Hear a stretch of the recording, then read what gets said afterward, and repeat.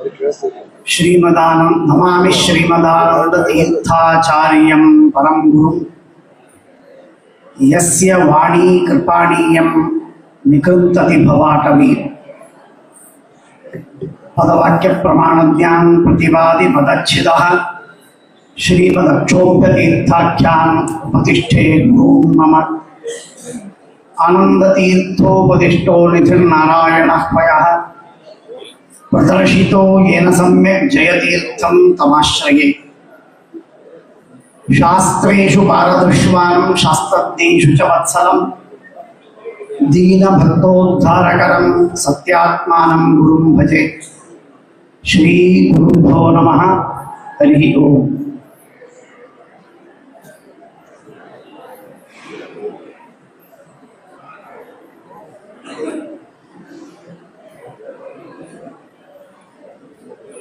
ಟೀಕಾಕೃತ್ಪಾದರ ಪವಿತ್ರ ಆರಾಧನೆಯ ಸಂದರ್ಭದಲ್ಲಿ ಮಹಾಸ್ವಾಮಿಗಳವರ ಸನ್ನಿಧಾನದಲ್ಲಿ ನಾವೆಲ್ಲ ಟೀಕಾಕೃತ್ಪಾದರ ಸೇವೆಯನ್ನ ಮನಸ್ಸಿನಿಂದಲೋ ಮಾತಿನಿಂದಲೋ ದೇಹದಿಂದಲೋ ಧನದಿಂದಲೋ ನಾನಾ ವಿಧವಾದ ರೀತಿಯಲ್ಲಿ ಅವರವರು ತಮಗೆ ಸಾಧ್ಯವಿದ್ದ ಅನುಕೂಲವಾದ ರೀತಿಯಲ್ಲಿ ಸೇವೆಯನ್ನು ನಾವು ನೀವು ಎಲ್ಲರೂ ಮಾಡ್ತಾ ಇದ್ದೇವೆ. ಸ್ವಲ್ಪ ಮಾಡಿರಬಹುದು, ಕೆಲವರು ಜಾಸ್ತಿ ಮಾಡಿರಬಹುದು.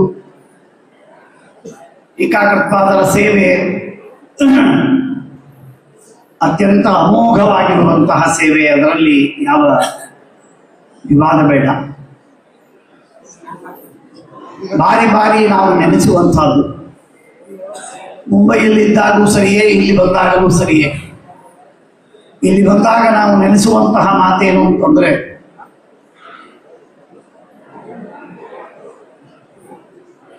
ಟೀಕಾಕೃತ್ಪಾದರು ಯಾವಾಗ ಇಲ್ಲಿ ವೃಂದಾವನಸ್ಥರಾದರೋ ಆಗಿನಿಂದ ಹಿಡಿದು ಇವತ್ತಿನವರೆಗೆ ಯಾವೆಲ್ಲ ಮಹಾನುಭಾವರು ಇಲ್ಲಿ ಬಂದು ಹೋದರು, ಯಾವೆಲ್ಲ ಮಹಾನುಭಾವರು ನಮಗೆ ಉಪಕಾರ ಮಾಡಿದ, ಅನಂತ ಉಪಕಾರ ಮಾಡಿ ಬ್ರಹ್ಮಜ್ಞಾನವನ್ನು ನೀಡಿ ಶ್ರೀಮದ್ ಆಚಾರ್ಯರ ಸಿದ್ಧಾಂತವನ್ನು ತಿಳಿದುಕೊಳ್ಳುವುದಕ್ಕೆ, ಅದರಿಂದ ಪರಮಾತ್ಮನ ಸರ್ವೋತ್ತಮತ್ವಾದಿಗಳನ್ನು ತಿಳಿದು ಮೋಕ್ಷ ಸಾಧನವನ್ನು ಮಾಡುವುದಕ್ಕೆ ದಾರಿ ತೋರಿಕೊಟ್ಟ ಮಹಾ ಗುರುಗಳು, ಗುರು ಸಾರ್ವಭೌಮರು ಇಲ್ಲಿ ವೃಂದಾವನದಲ್ಲಿದ್ದಾರೆ ಅಂತ ಹೇಳಿ ನಡೆದು ಬಂದು ಇಲ್ಲಿರುವ ಧೂಳಿಯ ಕಣಗಳನ್ನು ಪವಿತ್ರಗೊಳಿಸಿ ಟೀಕಾಕೃತ್ಪಾದರ ಸನ್ನಿಧಾನದಲ್ಲಿ ಬಂದು ಅವರ ದರ್ಶನವನ್ನು ಮಾಡಿಕೊಂಡು ಉದ್ಧಾರವಾಗಿದ್ದಾರೆ ಅಂತನ್ನುವುದಕ್ಕೆ ಲೆಕ್ಕವಿಲ್ಲ. ಯತಿಗಳ ಸಂಖ್ಯೆ ನೂರಾರು ಸಾವಿರಾರು, ವಿದ್ವಾಂಸರ ಸಂಖ್ಯೆ ಲಕ್ಷಾವಧಿ. ಅಷ್ಟೆಲ್ಲ ಜನರು ಅಂದಿನಿಂದ 650 ವರ್ಷಗಳ ಮೇಲಾಯಿತು. ಅಷ್ಟು ವರ್ಷಗಳಲ್ಲಿ ಆಗಿನ ಕಾಲದಲ್ಲಿ ಎಷ್ಟೆಲ್ಲ ವಿದ್ವಾಂಸರು ಇರಬೇಕು. ಅಂಥ ಎಲ್ಲ ವಿದ್ವಾಂಸರು ಬಂದು ನಮಸ್ಕಾರವನ್ನು ಮಾಡಿ ಆಶೀರ್ವಾದವನ್ನು ಪಡೆದು ಅವರ ಅನುಗ್ರಹವನ್ನು ಪಡೆದು ಮಾರ್ಗದರ್ಶನವನ್ನ ತಾವು ಹೊಂದಿ ಸಾಧನೆಯನ್ನು ಮಾಡಿದ್ದಾರೆ ಅಂತ ನೋಡಿದರೆ ಆಶ್ಚರ್ಯವಾಗಿದೆ. ಊಹೆ ಮಾಡಲಿಕ್ಕೆ ಸಾಧ್ಯವಿಲ್ಲ. ರಘುನಾಥ ತೀರ್ಥರಂತೂ ಇಲ್ಲೇ ಬಂದರು. ರಘುತ್ತಮ ತೀರ್ಥರು ಎಷ್ಟು ಬಾರಿ ಬಂದಿರಬೇಕು. ಶ್ರೀಪಾದರಾಜರು, ವ್ಯಾಸರಾಜರು, ವಾದಿರಾಜರು, ವಿಜಯೇಂದ್ರರು, ರಾಘವೇಂದ್ರ ಸ್ವಾಮಿಗಳು ಇಲ್ಲಿ ಬಂದು ಹೋದರು ತನ್ನುವುದಾಗಿ ತಾವು ಗ್ರಂಥವನ್ನು ಬರೆದದ್ದು ಸಮರ್ಪಣೆ ಮಾಡಿದರು ತನ್ನುವುದಾಗಿ ರಾಘವೇಂದ್ರ ವಿಜಯದಲ್ಲೇನೆ ನೋಡ್ತೇವೆ. ರಾಯರು ಬಂದು ಹೋಗಿದ್ದಾರೆ, ಇನ್ನನೇಕ ಗುರುಗಳು ಬಂದಿದ್ದಾರೆ, ಯಾದವಾರರು, ವೇದೇಶ ತೀರ್ಥರು, ರಘುತ್ತಮರು, ಹೀಗೆ ದೊಡ್ಡದಾದಂತಹ ಬೆಟಾಲಿಯನ್, ಸಾವಿರಾರು ಜನ ಮಹಾ ವಿದ್ವಾಂಸರು. ಸ್ವಯಂ ಒಬ್ಬೊಬ್ಬರು ಶಾಪಾನುಗ್ರಹ ಸಮರ್ಥರು. ಸತ್ಯಾತ್ಮ ತೀರ್ಥರು ಶಾಪಾನುಗ್ರಹ ಸಮರ್ಥರು, ಸತ್ಯಪ್ರಮೋದರು ಶಾಪಾನುಗ್ರಹ ಸಮರ್ಥರು, ದೀರ್ಘಕಾಲದವರೆಗೆ ಇರುವ ಸತ್ಯ ಧ್ಯಾನ ತೀರ್ಥ ಶ್ರೀಪಾದಂಗಳವರು ಶಾಪಾನುಗ್ರಹ ಸಮರ್ಥರು, ಸತ್ಯ ಜ್ಞಾನ ತೀರ್ಥರು ಶಾಪಾನುಗ್ರಹ. ಅವರ ನಾಮಸ್ಮರಣೆ ಮಾಡಿದ್ದರಿಂದ ನಮ್ಮ ಕಷ್ಟಗಳ ಪರಿಹಾರವಾಗುತ್ತೆ, ಇಷ್ಟಾರ್ಥಗಳ ಪೂರ್ತಿಯಾಗ್ತದೆ. ಅಂತಹ ಎಲ್ಲಾ ಗುರುಗಳಿಗೂ ಕೂಡ ಚಾರ್ಜರ್ ಆಗಿದ್ದಂತಹದ್ದು ಟೀಕಾಕೃತ್ಪಾದರ ಸನ್ನಿಧಾನ. ಅರ್ಥ ಮಾಡಿಕೊಳ್ಬೇಕು. ಅಂದ್ರೆ ಟೀಕಾಕೃತ್ಪಾದರಲ್ಲಿ ಎಂಥ ದೊಡ್ಡದಾದಂತಹ ನಿಧಿ ಇದೆ, ತಪಸ್ಸಿದೆ, ಧರ್ಮ ಇದೆ, ಪುಣ್ಯವಿದೆ, ಜ್ಞಾನವಿದೆ, ಭಕ್ತಿ ಇದೆ, ಸದ್ಗುಣಗಳಿವೆ, ಭಾಗವತ ಧರ್ಮಗಳಿವೆ. ಊಹೆ ಮಾಡಲಿಕ್ಕೆ ಸಾಧ್ಯವಿಲ್ಲ. ಟೀಕಾಕೃತ್ಪಾದರು ಮಹಾಸ್ವಾಮಿಗಳವರು ಟೀಕಾಕೃತ್ಪಾದರ ಸನ್ನಿಧಾನದಲ್ಲಿ ಬಂದಾಗ ಅವರು ಒಂದು ವಿಶಿಷ್ಟವಾದಂತಹ ಮಾನಸಿಕ ಸ್ಥಿತಿಯಲ್ಲಿ ಇರ್ತಾರೆ. ಸತ್ಯಪ್ರಮೋದ ತೀರ್ಥ ಶ್ರೀಪಾದಂಗಳವರನ್ನು ನಾನು ನೋಡಿದ್ದೇನೆ, ಸತ್ಯಾತ್ಮ ತೀರ್ಥ ಶ್ರೀಪಾದಂಗಳವರನ್ನು ನೋಡ್ತಾ ಇದ್ದೇವೆ.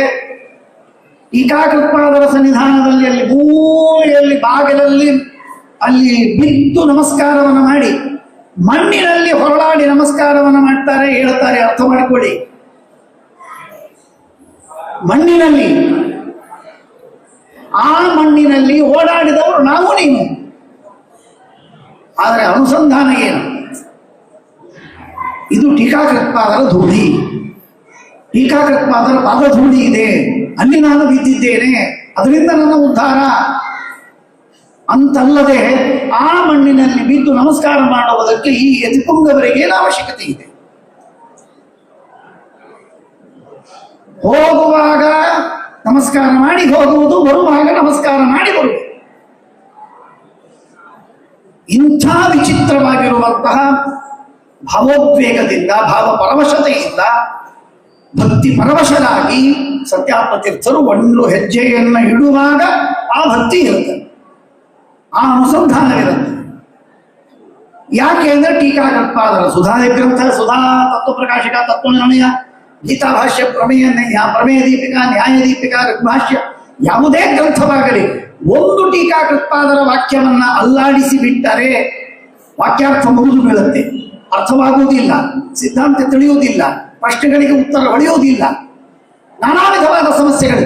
ಅಷ್ಟೆಲ್ಲವನ್ನು ಇಷ್ಟು ಅಚ್ಚುಕಟ್ಟಾಗಿ ಬರೆದ ಮಹಾನುಭಾವರು ಟೀಕಾಕೃತ್ಪಾದರು. ಹಾಗಾಗಿ ಆ ಟೀಕಾಕೃತ್ಪಾದರು ಮಹಾಸ್ವಾಮಿಗಳು ಒಂದು ಬಾರಿ ಮೈಸೂರಿನಲ್ಲಿ ಒಂದು ಚಾತುರ್ಮಾಸ್ಯದ ಸಂದರ್ಭದಲ್ಲಿ ಓಪನ್ ಆಗಿ ಚಾಲೆಂಜ್ ಕೊಟ್ಟದ್ದು. ನೆನಪು ಮಾಡ್ತೇನೆ ನಿಮಗೆಲ್ಲ, ಅನೇಕರಿಗೆ ಗೊತ್ತಿರಬಹುದು, ಗೊತ್ತಿಲ್ಲದೆ ಇದ್ದವರಿಗೆ ಹೊಸದಾಗಿ ಹೇಳುವುದು, ಗೊತ್ತಿದ್ದವರಿಗೆ ನೆನಪು ಮಾಡುವುದು. ಟೀಕಾಕೃತ್ಪಾದರ ಗ್ರಂಥದಲ್ಲಿರ್ತಕ್ಕಂತಹ ಒಂದು ವಾಕ್ಯ ತಪ್ಪಿದೆ, ಒಂದೇ ವಾಕ್ಯ, ಇಡೀ ಗ್ರಂಥಗಳಲ್ಲ, ಒಂದು ವಾಕ್ಯ ತಪ್ಪಿದೆ ಅಂತ ಹೇಳಿ ನಾವು ಸರ್ವಸ್ವವನ್ನೂ ಕೊಡುವುದಕ್ಕೆ ಸಿದ್ಧ. ಅವರು ಹೇಳಿದ ಮಾತುಗಳನ್ನು ಆಡುವುದಕ್ಕೆ ಮುಂದೆ ಇಲ್ಲ, ಹಾಗಾಗಿ ನಾನು ಆಡುವುದಿಲ್ಲ. ಅವರು ಹೇಳಿದ್ದು ಬಹಳ ಭೀಕರವಾಗಿ ಹೇಳಿದ್ದಾರೆ. ಹೇಳುವ ತಾತ್ಪರ್ಯ ಆ ರೀತಿಯಾಗಿ ಟೀಕಾಕೃತ್ಪಾದರ ವಾಕ್ಯಗಳನ್ನ, ಮಾತುಗಳನ್ನ ಸಮರ್ಥನೆ ಮಾಡುವುದಕ್ಕೆ ಇವತ್ತು ಸತ್ಯಾತ್ಮ ತೀರ್ಥರಲ್ಲ, ನಿನ್ನೆ ಸತ್ಯ ಪ್ರಮೋದರಲ್ಲ, ಮೊನ್ನೆ ಸತ್ಯ ಧ್ಯಾನನಲ್ಲ, ಯುಗಾಂತರಗಳಿಂದ, ಶತಮಾನಗಳಿಂದ ವ್ಯಾಸತೀರ್ಥರು, ವ್ಯಾಸರಾಜರನ್ನು ಹಿಡಿದುಕೊಂಡು ಎಲ್ಲ ಗುರುಪರಂಪರೆಯವರು ಒಂದು ಶ್ರೀಮನ್ಯಾಯ ಸುಧಾ ಗ್ರಂಥಕ್ಕೆ 24-25 ಗ್ರಂಥಗಳ ಟಿಪ್ಪಣಿಗಳು ಬರಬೇಕಾಗಿದ್ದರೆ ಅದು ಎಂಥ ಗ್ರಂಥವಿರಬೇಕು ನೋಡಿ. ಆ ಒಂದು ಸುಧಾ ಗ್ರಂಥವನ್ನ ಅವಲಂಬಿಸಿ ವ್ಯಾಸರಾಜರು 3 ಗ್ರಂಥಗಳನ್ನು ರಚನೆ ಮಾಡ್ತಾರೆ. ಚಂದ್ರಿಕಾ, ನ್ಯಾಯಾಮೃತ, ತರ್ಕತಾಂಡವ. ಏನು ಅಗಾಧವಾದ ಕೊಡುಗೆ, ಎಷ್ಟು ಅಗಾಧವಾದ ಯುಕ್ತಿಗಳು. ಇಂಥ ಎಲ್ಲ ತತ್ವಜ್ಞಾನದ ಕೇಂದ್ರ ಬಿಂದು ಗಂಗೋತ್ರಿ ಅಂತಂದ್ರೆ ಟೀಕಾಕೃತ್ಪಾದ, ಜ್ಞಾನದ ಗಂಗೋತ್ರಿ ಅಂದರೆ ಟೀಕಾಕೃತ್ಪಾದ. ಇಂಥ ಮಹಾನುಭಾವರು ಇಲ್ಲಿ ನಾವು ಬಂದಿದ್ದೇವೆ. ಹಾಗಾಗಿ ಇದು ಕೇವಲ ವ್ರತದ ಕಟ್ಟು ಮಾಡ್ತಾರೆ. ನೀವೆಲ್ಲ ಆ ಭಕ್ತಿಯಿಂದಲೇ ಬಂದಿರ್ತೀರಿ. ಯಾಕೆ ಬಂದಿರ್ತೀರಿ? ತಿನ್ನೋದಕ್ಕೆ ಬಂದಿದ್ದೀರಿ. ನನ್ನ ಮನೆಯಲ್ಲಿ ಇಲ್ವಾ ಅಡಿಗೆ, ಊಟ? ಇಲ್ಲಿ ಯಾಕೆ ಬಂದಿದ್ದೀರಿ? ಒಬ್ಬೊಬ್ಬರು ಸಣ್ಣ ಮಕ್ಕಳನ್ನು ಬಿಟ್ಟು, 13-14 ವರ್ಷದ ಮಕ್ಕಳನ್ನು ಬಿಟ್ಟು ಮೇಲಿನವರೆಲ್ಲರೂ ಕೂಡ ಮಹಾಗುರುಗಳು ಅವರ ಸಂವಿಧಾನಕ್ಕೆ ಹೋಗಬೇಕು. ಹೋದರೆ ನಮಗೂ ಉದ್ಧಾರವಾಗತ್ತೆ. ಇರ್ಬೋದು, ಕಷ್ಟಗಳು ಕಳೆದುಕೊಳ್ಳುವುದಕ್ಕಾಗಿ ಬಂದಿರಬಹುದು ಅನೇಕ ಜನ, ಇಷ್ಟಾರ್ಥವನ್ನು ಪಡೆಯುವುದಕ್ಕೆ ಬಂದಿರಬಹುದು ಅನೇಕ ಜನ, ಉದ್ಧಾರವಾಗಲಿ ಅಂತನ್ನುವುದಕ್ಕಾಗಿ ಅನೇಕ ಜನ ಬಂದಿರಬಹುದು. ಆದರೆ ಈ ಎಲ್ಲದಕ್ಕೂ ಶಕ್ತಿ ಪ್ರಚೋದನೆಯನ್ನ ಮಾಡತಕ್ಕಂತಹ ಮಹಾಸತ್ವಶಾಲಿಯಾಗಿರುವ ದೊಡ್ಡದಾದಂತಹ ಪುಣ್ಯದ ಮೇರು ಪರ್ವತ ಅಂದ್ರೆ ಟೀಕಾಕೃತ್ಪಾದರು ಎನ್ನುವ ಭರವಸೆಯಿಂದ ಅವರ ಪಾದಗಳಿಗೆ, ಅವರ ಅಡಿಗಳಿಗೆ ಬಂದು ನಿಂತು ನಮಸ್ಕಾರ ಮಾಡಿ ಒಂದು ಬಾರಿ ಅವರ ದರ್ಶನವಾದರೆ ಸಾಕು ಅಂತನ್ನುವುದಾಗಿ ನಾನು ಬೇಡಿಕೊಳ್ತೇನೆ. ಒಂದು ಬಾರಿ.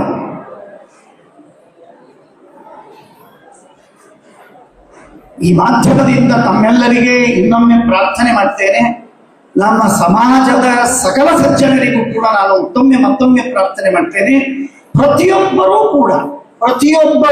ಆಪ್ತರು, ವಿಷ್ಣು ಭಕ್ತರಾದವರು, ಸಾತ್ವಿಕರಾದವರು, ಸಜ್ಜನರಾದವರು, ಉದ್ಧಾರಾಕಾಂಕ್ಷಿಗಳು ಟೀಕಾಕೃತ್ಪಾದರ ಸನ್ನಿಧಾನಕ್ಕೆ ಪ್ರತಿ ವರ್ಷವೂ ಬರಲೇಬೇಕು.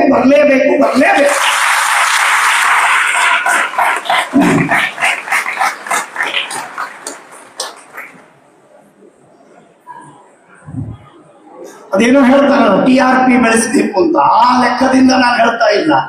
ಪ್ರಮೋಷನ್ ಮಾಡುವುದಕ್ಕೆ ಹೇಳ್ತಾ ಇಲ್ಲ, ಅಡ್ವರ್ಟೈಸ್ ಮಾಡುವುದಕ್ಕೆ ಹೇಳ್ತಾ ಇಲ್ಲ. ನಾನು ಸರ್ವಥಾ ಅಲ್ಲ, ಸಂಬಂಧವೇ ಇಲ್ಲ. ಅವರಿಗೆ ಬೇಕಾಗಿಲ್ಲ ಅಡ್ವರ್ಟೈಸ್ಮೆಂಟು, ಯಾರಿಗೂ ಬೇಕಾಗಿಲ್ಲ ಅಡ್ವರ್ಟೈಸ್ಮೆಂಟ್.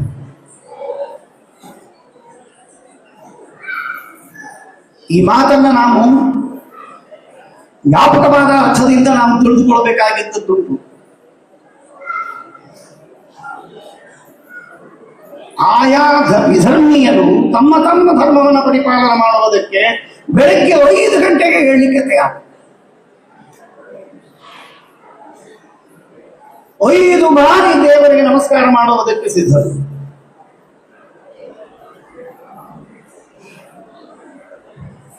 ಎಷ್ಟು ಜನ ನಾವು ಸೇರಿದ್ದೇವೆ, ಎಷ್ಟು ಜನ ದೇವಸ್ಥಾನಕ್ಕೆ ಹೋಗ್ತೀವಿ, ಎಷ್ಟು ಜನ ನಮ್ಮ ಅಂಗಾರಕ್ಷತೆಯನ್ನು ಹಂಚಿಕೊಳ್ತೇವೆ, ಗೋಪಿಚಂದ್ರನ ಮುದ್ರಾಧಾರಣವನ್ನು ಮಾಡಿಕೊಳ್ತೇವೆ. ಯಾರಿಗೆ ನಮ್ಮ ಧರ್ಮದ ಬಗ್ಗೆ ಎಷ್ಟು ಶ್ರದ್ಧೆ ಇದೆ, ಎಷ್ಟು ದೀಕ್ಷೆ ಇದೆ.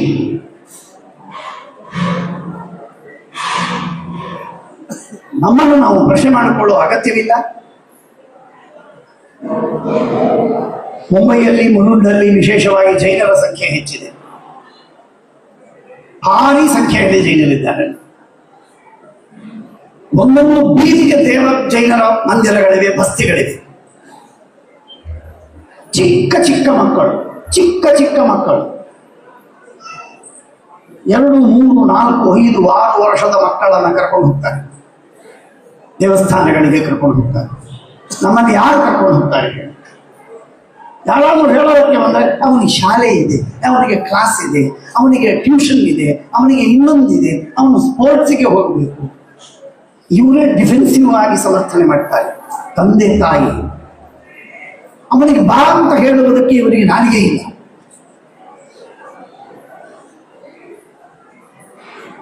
ನಾನು ಇದನ್ನೇ ಹೇಳುವುದಕ್ಕೆ ಪ್ರವಚನ ಶುರು ಮಾಡಿದ್ದೀನಿ. ನಾನು ವಿಷಯಾಂತರ ಮಾಡ್ಲಿಕ್ಕೆ ಹೊರಟಿಲ್ಲ. ನಾನು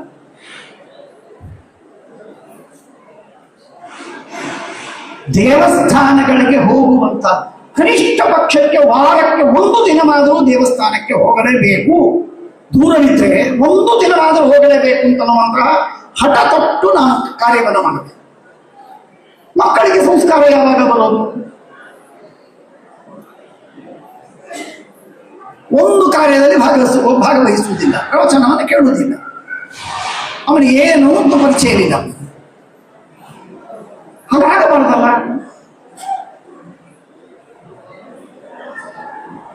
ಶಹರೂರುಗಳಲ್ಲಿರ್ಬೋದು, ಹಳ್ಳಿಗಳಲ್ಲಿರ್ಬೋದು, ಅಥವಾ ಸಾಮಾನ್ಯವಾದ ಟೌನ್ಗಳಲ್ಲಿರ್ಬೋದು,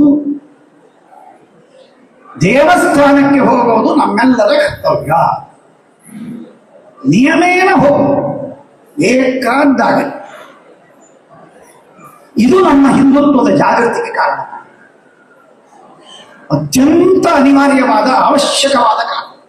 100 ಜನನ ಪರಿಚಯವಾದ, ಒಬ್ಬರಿಗೊಬ್ಬರು ಸಹಕಾರ ಮಾಡ್ತಾರೆ. ಒಬ್ಬ ಡಾಕ್ಟರ್ ಇನ್ನೊಬ್ಬರಿಗೆ ಸಹಕಾರ ಮಾಡ್ತಾನೆ. ಆ ಡಾಕ್ಟರ್ನ ಉಪಜೀವನ ಮಾಡುವುದಕ್ಕೆ ಇವರೆಲ್ಲರೂ ಸಮಾಜದವರು ಸಹಕಾರ ಮಾಡ್ತಾರೆ. ಒಬ್ಬ ವಕೀಲ ಇದ್ದಾನೆ, ಇನ್ನೊಬ್ಬ ಇಂಡಸ್ಟ್ರಿಯಲಿಸ್ಟ್ ಇದ್ದಾನೆ, ಇನ್ನೊಬ್ಬ ಎಂಟರ್ಪ್ರನರ್ ಇದ್ದಾನೆ, ಮತ್ತೊಬ್ಬ ಪ್ರೊಫೆಸರ್, ಮತ್ತೊಬ್ಬ ಟ್ಯೂಟರ್. ಪರಸ್ಪರವಾಗಿರ್ತಕ್ಕಂತಹ ಸಮಾಜದಲ್ಲಿ ಒಂದು ವಿಧವಾದಂತಹ ಸಾಂಗತ್ಯ ಬರುತ್ತೆ, ಒಬ್ಬರಿಗೊಬ್ಬರು ಪರಿಚಯವಾಗತ್ತೆ. ಧರ್ಮನಿಷ್ಠೆ, ಹಿಂದುತ್ವ, ಅದರ ಜಾಗೃತಿ, ಭಗವಂತನಲ್ಲಿ ಭಕ್ತಿ, ಇದೆಲ್ಲದರ ಜೊತೆಗೆ ಕಷ್ಟಗಳ ಪರಿಹಾರವಾಗಿ ಇಷ್ಟಾರ್ಥಗಳು ಸಿದ್ಧವಾಗುವುದರ ಜೊತೆಗೆ ಲೌಕಿಕವಾದ ಪ್ರಯೋಜನಗಳು ಬೇಕಾದಷ್ಟಾಗತ್ತೆ. ಎಲ್ಲರೂ ಒಗ್ಗೂಡುವುದಕ್ಕೆ ಸಾಧ್ಯವಿದೆ. ವೋಟ್ ಬ್ಯಾಂಕ್ ತಯಾರಾಗತ್ತೆ. ಏನೆಲ್ಲ ಲಾಭ ಇಲ್ಲ.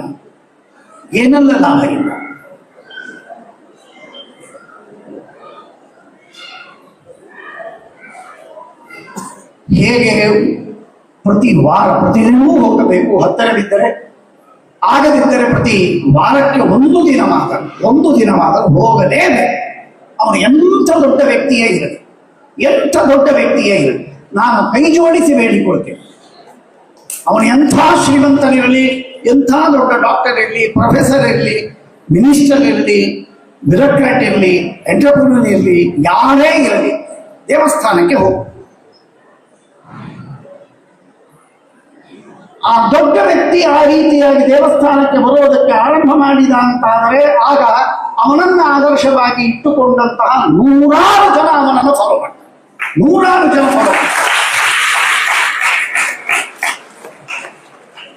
ದೊಡ್ಡ ಕ್ರಾಂತಿ ಆಗತ್ತದು. ಹಿಂದುತ್ವದ ಕ್ರಾಂತಿ, ಧರ್ಮದ ಕ್ರಾಂತಿ, ಅಧ್ಯಾತ್ಮದ ಕ್ರಾಂತಿ, ವಿಷ್ಣು ಭಕ್ತಿಯ ಕ್ರಾಂತಿ, ಮಾಧ್ವತ್ವದ ಕ್ರಾಂತಿ ಹೆಮ್ಮೆಯಿಂದ ಹೇಳಿಕೊಳ್ಳುವುದು ಸಾಧ್ಯವಾಗತ್ತೆ. ಪರಸ್ಪರವಾಗಿರುವಂತಹ ಭೇಟಿಗಳಾಗೋದರಿಂದ ನಮಗೆ ನಮ್ಮ ಸತ್ವ ಎಷ್ಟಿದೆ ಅಂತ ಗೊತ್ತಾಗತ್ತೆ. ಒಂದು ಕಡೆಗೆ ಸೇರದೇ ಇದ್ದ ಸತ್ವ ಹೇಗೆ ಗೊತ್ತಾಗುತ್ತೆ? ಆರ್ಥಿಕವಾದದ್ದಾಗಲಿ, ಸಾಮಾಜಿಕವಾದದ್ದಾಗಲಿ, ಶೈಕ್ಷಣಿಕವಾದದ್ದಾಗಲಿ ನಾನಾ ವಿಧವಾದಂತಹ ಸಹಕಾರಗಳನ್ನು ಪರಸ್ಪರವಾಗಿ ಮಾಡಿ ಒಂದು ಕಡೆಗೆ ಸೇರಿ ಅತ್ಯದ್ಭುತವಾದ ಕಾರ್ಯವನ್ನು ಮಾಡುವುದು ಸಾಧ್ಯವಾಗಿದೆ.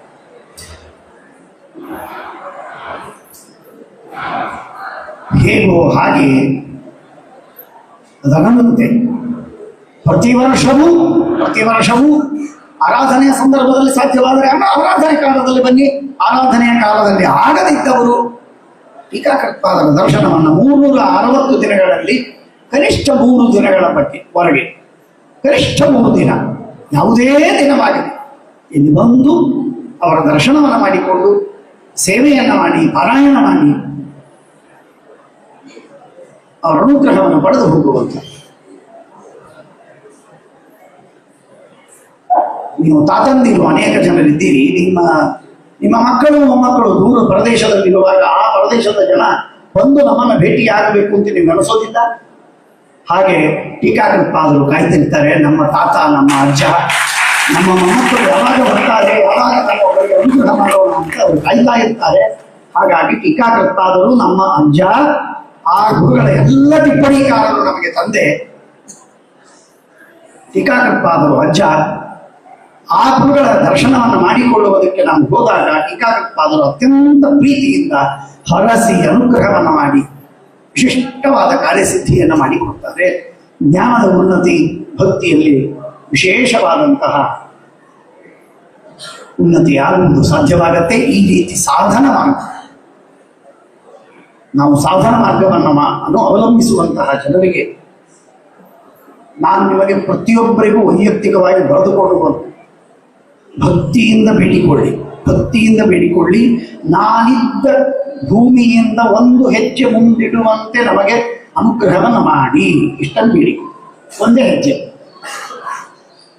ಊರಿಗೆ ಹೋದ ತಕ್ಷಣಕ್ಕೆ ಸುಧಾ ಪಾಠವನ್ನೇ ಅಧ್ಯಯನ ಮಾಡಬೇಕು ಅಂತ ಅನ್ನೋದೇನು ಬೇಕಾಗಿಲ್ಲ.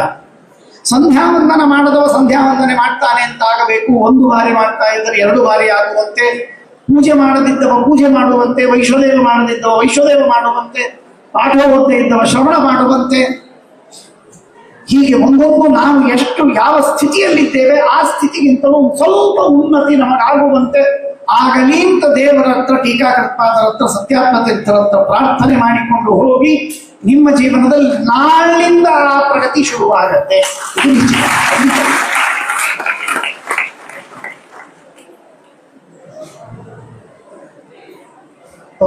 ಪರಿಪೂರ್ಣವಾದ ಭರವಸೆ, ಪೂರ್ಣವಾದ ವಿಶ್ವಾಸ, ನಂಬಿಕೆ. ಆ ಗುರುಗಳಿಗೆ ನಾನು ಶರಣಾಗತನಾಗಿದ್ದೇನೆ ಸ್ವಾಮಿ, ನಾನು ನಿಮಗೆ ನೀವು ನನ್ನನ್ನು ಉದ್ಧಾರ ಮಾಡಿ ಮಾತ್ರವಲ್ಲ, ಉದ್ಧಾರ ಮಾಡೇ ಮಾಡುತ್ತೀರಿ. ರಕ್ಷತಿ ಇತ್ಯೇವ ವಿಶ್ವಾಸ ಎನ್ನುವ ಭರವಸೆಯನ್ನ ಇಟ್ಟುಕೊಂಡು ನಾವು ಮನೆಗೆ ತೆರಳಿದ್ದಾದರೆ ನಮ್ಮಲ್ಲಿ ನಿಶ್ಚಿತವಾಗಿ ಪರಿವರ್ತನೆ ಆಗುವುದು ಆರಂಭವಾಗುತ್ತೆ. ಇದು ಒಂದು ನನ್ನ ಅಜೆಂಡಾ. ಇನ್ನೊಂದು ಅಜೆಂಡಾ ಹೇಳಿ ನಾನು ಮುಗಿಸ್ತೇನೆ.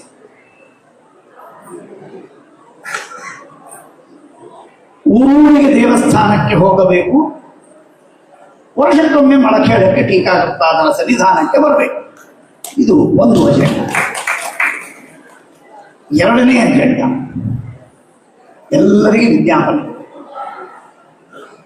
ಎರಡನೇ ಅಜೆಂಡ ನಮ್ಮ ತಂದೆ ಹೇಳೋರು, ನಮ್ಮ ಆಚಾರ್ಯರು ಯಾವಾಗಲೂ ಹೇಳೋರು, ಸಾಧನೆ ಬಿಗಿನ್ಸ್ ವಿತ್ ಶ್ರವಣ.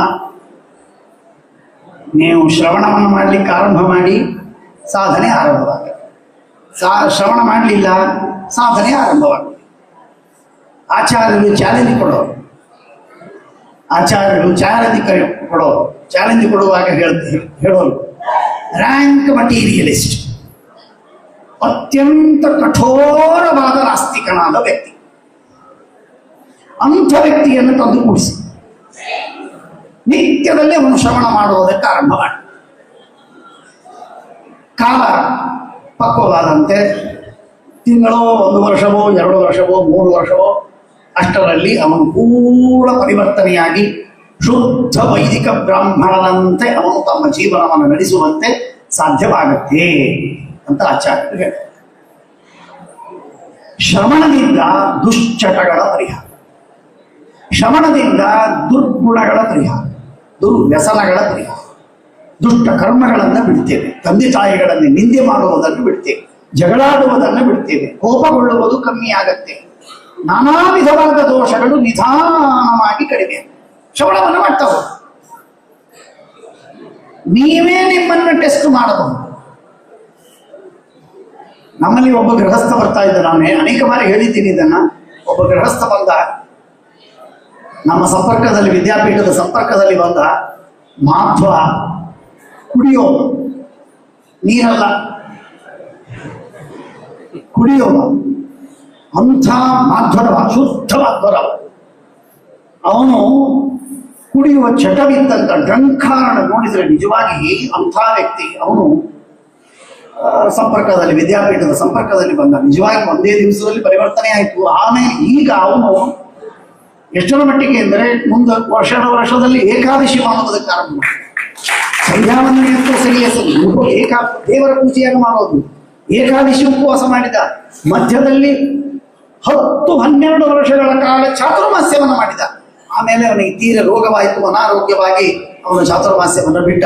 ಇರಲಿ, ಇದೆಲ್ಲವೂ ಕೂಡ ಕೇವಲ ಶ್ರವಣದ ಭಾಗ, ಕೇವಲ ಶ್ರವಣ.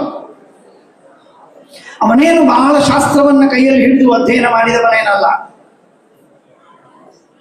ಹೇಳುವ ಪ್ರವಚನವನ್ನು ಕೇಳ್ತಾನೆ. ಕೇಳಿ ಕೇಳಿ ಕೇಳಿ ಮನಸ್ಸಿನಲ್ಲಿ ಪರಿವರ್ತನೆ ಆಗಿ ಎಲ್ಲ ದುಶ್ಚಟಗಳನ್ನು ಬಿಟ್ಟ. ಸನ್ನರ್ಭದಲ್ಲಿ ಬಂದ ಹೆಂಡತಿಯ ಜೊತೆಗೆ ಜಗಳಾಡುವುದನ್ನು ಬಿಟ್ಟ. ಮನೆಯಲ್ಲಿ ಶಾಂತಿ ಮೂಡಿತು. ಸಮಾಧಾನದಿಂದ ಜೀವನವನ್ನು ನಡೆಸಿದ. ಅವರ ತಾಯಿ ಬಂದು ಕೇಳೋರು, ತಮ್ಮ ಏನು ಮಿರಕಲ್ ಆಗಿದೆ ಗೊತ್ತಿಲ್ಲ, ಅವನು ನಿಮ್ಮಲ್ಲಿ ಪಾಠಕ್ಕೆ ಬರ್ತಾನೆ, ಶ್ರವಣ ಮಾಡ್ತಾನೆ, ಮನೆಯಲ್ಲಿ ಜಗಳಾಡೋದೆಲ್ಲ ಬಿಟ್ಟಿದ್ದಾನೆ, ಶಾಂತವಾಗಿದೆ, ಹೆಂಡತಿ ತಾನು ಸುಖವಾಗಿದ್ದಾರೆ. ಹೇಳುವ ತಾತ್ಪರ್ಯ, ಮನುಷ್ಯನಿಗೆ ಏನೇನು ಬೇಕೋ ಸದ್ಗುಣಗಳು, ಏನೇನು ಲಾಭವಾಗಬೇಕೋ ಆಧ್ಯಾತ್ಮಿಕವಾಗಿ, ಎಮೋಷನಲಿ, ಸ್ಪಿರಿಚುವಲಿ ಏನೇನಾಗಬೇಕೋ ಅದೆಲ್ಲವೂ ಆಗುವುದು ಸಾಧ್ಯ ಕೇವಲ ಶ್ರವಣ. ನಿಮ್ಮ ನಿಮ್ಮ ಊರುಗಳಲ್ಲಿ ಇರುವಂತಹ ವಿದ್ವಾಂಸರು, ನಿಮ್ಮ ಊರುಗಳಲ್ಲಿ ಇರತಕ್ಕಂತಹ ಜ್ಞಾನಿಗಳು, ಪಂಡಿತರು, ಪಾಠ ಪ್ರವಚನ ಮಾಡುವಂತಹ ಜನ ಯಾರಿದ್ದಾರೆ ಅವರ ಹತ್ರ ನಿತ್ಯ ಹೋಗಿ ಶ್ರವಣವನ್ನು ಮಾಡಿ. ಅತೀ ಅಸಾಧ್ಯವಿದ್ದರೆ ಆನ್ಲೈನ್ ಶ್ರವಣ ಮಾಡಿ.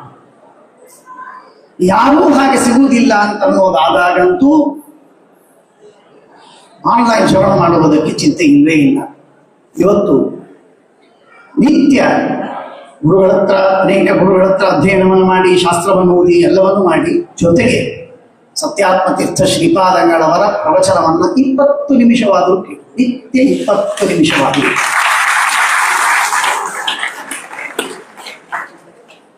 ಇದು ನಮ್ಮ ಮನಸ್ಸಿನಲ್ಲಿ ಪರಿವರ್ತನೆಯನ್ನು ಮಾಡುವುದಕ್ಕೆ ಆರಂಭ. ಮಹಾಸ್ವಾಮಿಗಳವರ ಉಪನ್ಯಾಸ, ಅವರು ಸ್ತೋತ್ರ ಮಾಡಬೇಡ ಅಂತಂತಾರೆ, ಆದ್ದರಿಂದ ಅವರನ್ನ ಸ್ತೋತ್ರ ಮಾಡೋದಿಲ್ಲ.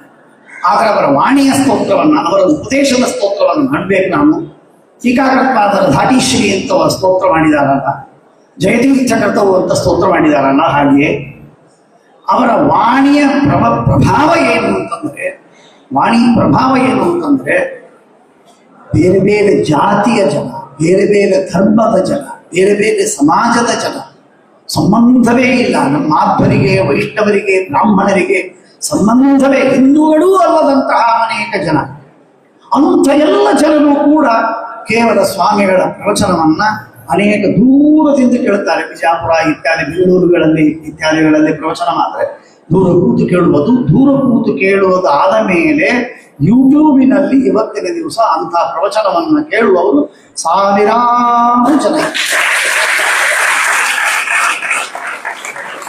ಪ್ರವಚನ ಕೇಳುವುದು ಮಾತ್ರವಲ್ಲ, ಸನ್ಮಾರ್ಗದಲ್ಲಿ ಬಂದಿದ್ದಾರೆ. ಅವರವರ ಲೆಕ್ಕದಲ್ಲಿ ಸನ್ಮಾರ್ಗ. ಅದು ಶೆಡೆ ಕುಡಿಯುವುದನ್ನು ಬಿಟ್ಟದ್ದು, ಸಿಗರೆಟ್ ಸೇದೋದನ್ನು ಬಿಟ್ಟರು, ಹೆಂಡತಿಗೆ ಹೊಡೆಯುವುದನ್ನು ಬಿಟ್ಟರು, ಏನೋ ಬಿಟ್ಟರು ಅಂತೂ ಕೆಟ್ಟದ್ದನ್ನು ಬಿಟ್ಟು ಸನ್ಮಾರ್ಗದಲ್ಲಿ ಬಂದಂತಹ ನೂರಾರು ಜನ ಇದ್ದಾರೆ, ಸಾವಿರಾರು ಜನ.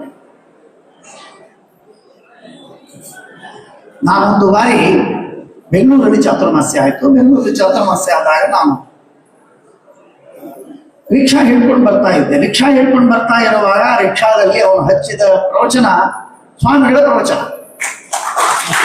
ಆ ಪ್ರವಚನವನ್ನು ಕೇಳ್ತಾ ಬಂದೆ. ನಾನು ಕೇಳ್ತಾ ಕೇಳ್ತಾ ಬಳುತ್ತಾದ ಮೇಲೆ ಪ್ರವಚನ ಕೇಳಿ ಆದ್ಮೇಲೆ ನನಗೆ ಕುತೂಹಲ. ಅವನಿಗೆ ಯಾರಪ್ಪ ನೀನು, ಏನೋ ಗೌಡ ಏನೋ ಏನೋ ಹೇಳ್ದವ.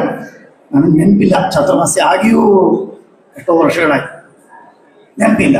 ಅವನು ಅದೇನು ನ್ಯಾಷನಲ್ ಗ್ರೌಂಡಿನವರೆಗೆ ಬಂದು ಆಗ ಶುರುವಾಗಿದ್ದು ಸಾಯಂಕಾಲದ ಪ್ರವಚನ ಕಾರ್ಯಕ್ರಮ. ಹಾಗಾಗಿ ಅಲ್ಲಿ ತನಕ ತಂದ ಬಿಟ್ಟ. ನಾನು ಯಾರೋ ಶಿಷ್ಯರಿದ್ರು, ಅವರೆಲ್ಲ ತಗೊಂಡು ಹೋದ್ರು. ನಾನು ಒಳಗೆ ಹೋದೆ. ಹೋಗುವಾಗ ಅವನಿಗೆ ಕೇಳಿದೆ, ಯಾರ್ದಿದು ಪ್ರವಚನ? ಅದೇ ರೀ ನೀವೇನು ಹೋಗ್ತೀರಲ್ಲ, ಅಲ್ಲೇ ನಾನು ಕರ್ಕೊಂಡು ಹೋಗ್ತೀನಿ, ಅವರದೇ ಪ್ರವಚನ, ನಾನು ದಿವಸ ಕೇಳ್ತಿದ್ದೆ ನಾನು ಅಂತ ಹೇಳಿದ.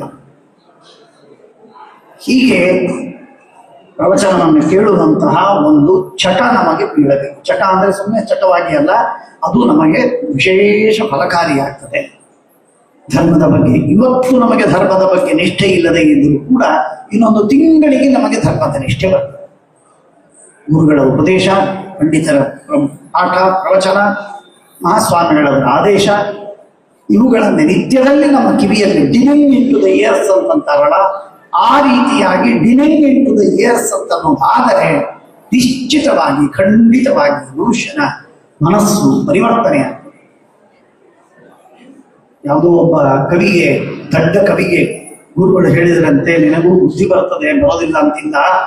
ಬಾವಿ ಕಟ್ಟೆ ಮೇಲೆ ಕಲ್ಲುಗಳನ್ನು ಹಾಕಿರ್ತಾರೆ. ಆ ಕಲ್ಲುಗಳ ಮೇಲೆ ತಂಬಿಗೆಯನ್ನ ಇಟ್ಟು, ಕೊಡ ಇಟ್ಟು ಇಟ್ಟು ಇಟ್ಟು ಇಟ್ಟು ಕಲ್ಲಿಗೆ ತೆಗ್ಗು ಬಿದ್ದಿರುತ್ತೆ. ಕಲ್ಲು ಒಟ್ಟು ಪರಿವರ್ತನೆ ಆಗುವುದು ಸಾಧ್ಯವಾದರೆ ನಿನಗ್ಯಾಕೆ ಪರಿವರ್ತನೆ ಆಗೋದಿಲ್ಲೋ ಅಂತ ಹೇಳಿದರೆ, ಹಗ್ಗ ಎಳೆದು ಎಳೆದು ಕಟ್ಟಿಗೆಗೆ ಕೋರೆ ಬಿದ್ದಿರ್ತದೆ. ಹಾಗೆ ಮನುಷ್ಯನ ಸಂಸ್ಕಾರದಿಂದ ನಿರಂತರವಾಗಿ ಸಂಸ್ಕಾರೋ ಬಲವಾನೇಕ ಬ್ರಹ್ಮಾದ್ಯಾನಪಿ ತದ್ವಶಃ ತಥಾಪಿ ಶೂನ್ಯಥಾ ಕರ್ತುಂ ಶಕ್ಯತೆ ಅತಿ ಪ್ರಯತ್ನತಃ. ಶ್ರೀಮದ್ ಆಚಾರ್ಯರು ಗೀತಾ ಭಾಷ್ಯದಲ್ಲಿ ಹೇಳ್ತಾರೆ. ಹೇಳುವ ತಾತ್ಪರ್ಯ, ಆ ರೀತಿಯಾಗಿ ಮಹಾಪ್ರಯತ್ನವನ್ನು ಮಾಡಿ ನಿರಂತರವಾಗಿ ಶ್ರವಣವನ್ನು ಮಾಡುವುದರಿಂದ ವಿಶಿಷ್ಟವಾದಂತಹ ಸಂಸ್ಕಾರ ಬಂದು ನಮ್ಮಲ್ಲಿ ಪರಿವರ್ತನೆಯಾಗ್ತದೆ. ನಾವು ಉತ್ತಮ ವಿಷ್ಣು ಭಕ್ತರಾಗ್ತೇವೆ, ಧರ್ಮನಿಷ್ಠರಾಗ್ತೇವೆ, ಯೋಗ್ಯತೆಗೆ ಅನುಗುಣವಾಗಿ ಜ್ಞಾನವಂತರಾಗ್ತೇವೆ, ಸನ್ಮಾರ್ಗದಲ್ಲಿ ಬರ್ತೇವೆ, ಸದ್ಗುಣಿಗಳಾಗ್ತೇವೆ. ಇಂತಹ ಉತ್ತಮವಾದಂತಹ ಮಾರ್ಗದರ್ಶನ ಸಿಕ್ಕು ಉದ್ಧಾರವಾಗುವಂತಹ ಸಾಧ್ಯತೆ ನಮಗೆ ಉಂಟು. ಆದ್ದರಿಂದಾಗಿ ಶ್ರವಣ ಇದು ಎರಡನೆಯ ಕಾರ್ಯ. ಹಾಗಾಗಿ ಈ ಎರಡು ಕಾರ್ಯಗಳನ್ನು ಮಧ್ವಾಚಾರ್ಯರು ಎರಡು ಬಟ್ಟು ಮಾಡಿ ತೋರಿಸಿದ್ದಾರೆ. ಒಂದು ಬಟ್ಟು ದೇವಸ್ಥಾನಗಳಿಗೆ ಹೋಗು, ಇನ್ನೊಂದು ಬಟ್ಟು ಶಾಸ್ತ್ರವನ್ನು ಶ್ರವಣ ಮಾಡು. ಈ ಎರಡು ಕಾರ್ಯಗಳನ್ನು ಮಾಡಿ ನಿಮ್ಮೆಲ್ಲ ಇಷ್ಟಾರ್ಥಗಳು ಸಿದ್ಧವಾಗತ್ತೆ. ಜ್ಞಾನ, ಭಕ್ತಿ, ವೈರಾಗ್ಯಾದಿ ಸದ್ಗುಣಗಳು ಕೂಡ ನಿಮಗೆ ಬರುತ್ತೆ ಎನ್ನುವಂತಹ ಶಾಸ್ತ್ರದ ಏನೊಂದು ಆದೇಶವೋ, ಶಾಸ್ತ್ರದ ಯಾವ ಸಂದೇಶವೋ ಅದನ್ನು ಕೇಳಿ ತಿಳಿದು ಅದನ್ನು ಹಠದಿಂದ ಮಾಡುವಂತಹ ವಿಶೇಷವಾದ ನಿಷ್ಠೆಯನ್ನು ಬೆಳೆಸಿಕೊಂಡು ಉದ್ಧಾರದ ಮಾರ್ಗವನ್ನು ನಾವು ಹಿಡಿಯೋಣ. ಟೀಕಾಕೃತ್ಪಾದರ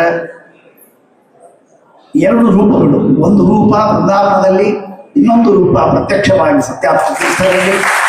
ಆ ಎರಡೂ ಮಾಧ್ಯಮದಿಂದ ನಾನು ಆಶೀರ್ವಾದವನ್ನು, ಅನುಗ್ರಹವನ್ನು, ವಿಶೇಷವಾಗಿ ಅನುಗ್ರಹವನ್ನು ಪಡೆದು ಅವರ ವಿಶೇಷ ಅನುಗ್ರಹದ ಫಲವಾಗಿ ನಮ್ಮ ಜೀವನದ ಉದ್ಧಾರ, ಭಕ್ತಿ, ಜ್ಞಾನ, ಸದ್ಗುಣ, ಧರ್ಮನಿಷ್ಠೆ, ವೈರಾಗ್ಯ ಎಂಬ ಪಂಚಾಂಗಗಳನ್ನು ನಾವು, ಸಾಧನದ ಪಂಚಾಂಗಗಳನ್ನು ನಾವು ಪಡೆದು ಉದ್ಧಾರವಾಗಬೇಕು ಅಂತ ಆಗುವಂತೆ ಗುರುಗಳು ನಮ್ಮನ್ನು ಅನುಗ್ರಹಿಸಲಿ ಅಂತ ಅವರ ಮುಖಾಂತರ ಸಮಸ್ತ ಗುರುಗಳ, ಟೀಕಾಕೃತ್ಪಾದರ, ಶ್ರೀಮದಾಚಾರ್ಯರ ಹಾಗೂ ತದಂತರ್ಯಾಮಿ ಮೂಲರಾಮ ದಿಗ್ವಿಜಯರಾಮ ವೇದವ್ಯಾಸಾದಿ ಅನಂತ ರೂಪಾಭಿನ್ನ ಬಿಂಬರೂಪನಿಗೆ ಅನಂತ ಅನಂತ ಅನಂತ ನಮಸ್ಕಾರ ಪುರಸ್ಸರವಾಗಿ ಪ್ರಾರ್ಥನೆಯನ್ನು ಮಾಡಿ.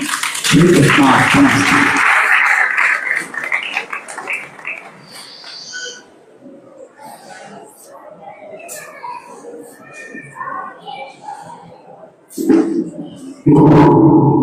ಮೈ ರೋಮಾಂಚನ ಆಗುವಂತೆ ಟೀಕಾಕೃತ್ಪಾದರ ಮಹಿಮೆಯನ್ನ, ಟೀಕಾಕೃತ್ಪಾದರು ಮಾಡಿದ ಅಪಾರ ಉಪಕಾರವನ್ನ, ಟೀಕಾಕೃತ್ಪಾದರ ಬಗ್ಗೆ ನಾವು ನಡೆದುಕೊಳ್ಳಬೇಕಾದ ಕ್ರಮವನ್ನ ಬಹಳ ಅದ್ಭುತವಾಗಿ ನಮ್ಮೆಲ್ಲರ ಮನಸ್ಸು ಮುಟ್ಟುವಂತೆ, ನಮ್ಮೆಲ್ಲರ ಚೈತನ್ಯ ಜಾಗೃತ ಆಗುವಂತೆ ಪರಮ ಪೂಜ್ಯ ಆಚಾರ್ಯರು ತಿಳಿಸಿಕೊಟ್ಟಿದ್ದಾರೆ. ಅವರಿಗೆ ಅನೇಕ ಅನೇಕ ಪ್ರಣಾಮಗಳನ್ನ ತಿಳಿಸ್ತಾ ಇನ್ನು ಮುಂದೆ ಪರಮ ಪೂಜ್ಯ ಶ್ರೀಪಾದಂಗಳವರು ಅನುಗ್ರಹ